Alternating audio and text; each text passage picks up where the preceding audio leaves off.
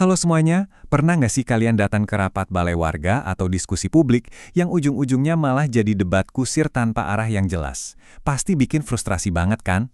Nah, di bedah riset kali ini, kita bakal ngambil tumpukan jurnal akademis yang tebel-tebel itu dan menyulapnya jadi satu cetak biru yang super praktis. Kita akan bahas tuntas gimana sih caranya membangun forum deliberatif yang nggak cuma efektif, tapi juga beneran punya dampak nyata. Yuk, langsung aja kita urai kerumitan ini jadi sesuatu yang sangat masuk akal.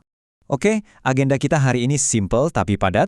Kita akan bergerak selangkah demi selangkah, mulai dari membangun fondasi lewat aturan main, milih material lewat strategi rekrutmen, menyusun proses konstruksinya saat diskusi berjalan, dan terakhir, ngelihat gambaran besarnya alias konteks sistemik di mana forum ini hidup. Kita mulai dari fondasi utamanya nih, desain dasar dan aturan main. Gini ya, kalian nggak mungkin bangun rumah tanpa tahu itu buat tempat tinggal atau buat toko kan? Sama halnya dengan forum. Desain itu harus dipikirkan matang-matang jauh sebelum ada orang yang masuk ke ruangan. Riset itu nekenin banget pentingnya punya niat sadar di awal. Kalian harus tentuin dulu, apa sih tujuan utamanya? Apa buat belajar bareng? Bikin rekomendasi kebijakan? Atau buat rekonsiliasi? Kenapa ini absolut banget? Karena tujuan inilah yang nantinya bakal mendikte seluruh aturan main dan dinamika diskusi. Nggak bisa asal kumpul aja. Nah, alur proses ini penting banget buat dimasukin ke garis waktu acara kalian. Ini bukan sekedar ajang kumpul-kumpul terus disuruh ngobrol bebas ya, harus ada struktur yang logis. Mulai dari sesi pengenalan, lalu ngasih informasi yang relevan dan objektif, masuk ke diskusi yang difasilitasi dengan saksama, dan yang nggak kalah penting, harus ditutup dengan penentuan keluaran yang jelas. Struktur ini ibarat kompas yang mastiin deliberasinya nggak keluar jalur.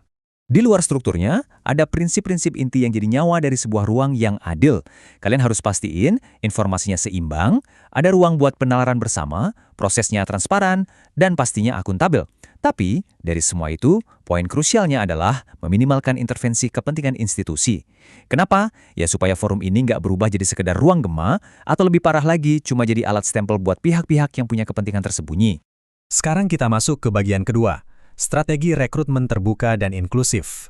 Pertanyaannya sekarang, gimana cara kita ngisi ruangan ini? Riset akademis ini sangat merekomendasikan metode pemilihan acak berstrata. Konsep ini sering banget disebut sebagai mini public. Idenya sederhana tapi brilian.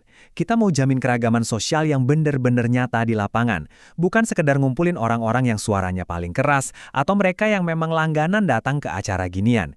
Kita mau bikin miniatur dari masyarakat itu sendiri. Tapi tunggu dulu, inklusif itu bukan cuma soal buka pintu lebar-lebar dan berharap orang bakal datang dengan sendirinya.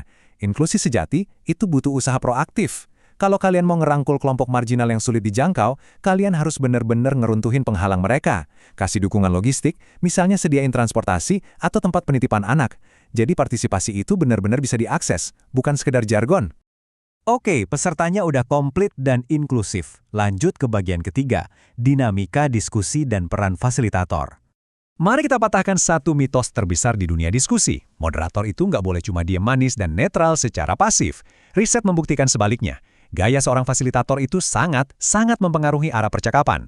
Mereka itu ibarat konduktor orkestra. Tugas mereka secara aktif adalah mastiin semua orang dapat porsi bicara yang setara. Menjaga rasa saling menghormati dan mendorong supaya argumen yang dilempar itu bisa dipertanggungjawabkan. Mereka benar-benar mengendalikan tempo. Dan sebelum menyelam ke perdebatan yang intens, ada satu langkah krusial yang sering banget di-skip orang, group building. Ngabisin waktu di awal buat ngebangun rasa percaya dan netapin norma diskusi itu ibarat ngebiarin semen mengering sempurna sebelum kalian numpuk batu bata di atasnya. Bikin fondasinya solid dulu.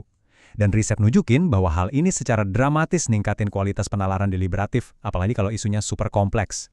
Tapi coba bayangin skenario ini. Saya mau ngajak kalian mikir sebentar, apa yang bakal terjadi kalau di dalam ruangan itu ada ketimpangan relasi kuasa yang ekstrim. Katakanlah ada seorang CEO perusahaan besar duduk satu meja dengan pekerja harian. Realitasnya, kadang skill fasilitasi standar sehebat apapun nggak bakal cukup buat bikin suara yang lebih pelan itu terdengar. Nah, disinilah solusi kreatif dari para akademisi masuk. Mereka ngenalin yang namanya aktivitas atau permainan terstruktur, kayak simulasi bermain peran. Ini game changer banget loh. Alat inovatif ini ngebantu meratakan pengaruh secara alami. Caranya dengan memaksa peserta untuk literally masuk ke posisi orang lain. Ketegangan kuasa mencair, dinamika jadi seimbang, dan akhirnya setiap suara di meja itu benar-benar punya bobot yang sama. Terakhir, kita masuk ke bagian keempat. Konteks sistemik dan dampak kebijakan. Sekarang kita nge-zoom out dikit. Kalau kita lihat evolusi riset selama 2 dekade terakhir ini, dari 2004 sampai 2024, fokusnya udah geser ya.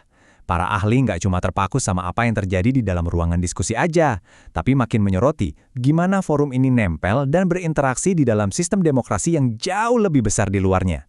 Lingkungannya ini loh yang penting. Oh ya, soal medium. Tatap muka versus online. Dunia digital ini memang asyik.